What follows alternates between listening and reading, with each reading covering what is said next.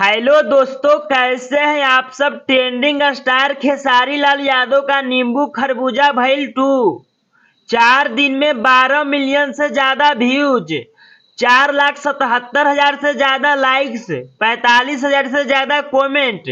इस song पे 2 लाख से ज्यादा subscriber, 1,20,000 से ज्यादा इस सॉन्ग पे रील बन गया है। नींबू खरबूजा भइल 2 ये सॉन्ग पूरे इंडिया में 2 नंबर पर मस्ट पॉपुलर सॉन्ग में ये गाना ट्रेंड कर रहा था।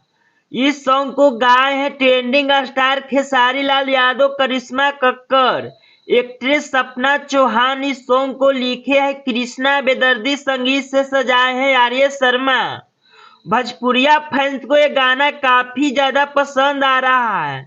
आप लोग बताइए, आपके ओर कौन सा सॉन्ग सबसे ज्यादा बज रहा है। अभी तक इस वीडियो को आप लोग लाइक नहीं किए तो लाइक करें, चैनल पे पहली बार आए तो सब्सक्राइब करें, दोस्तों के साथ शेयर करें। फिर मिलते हैं अगले वीडियो में।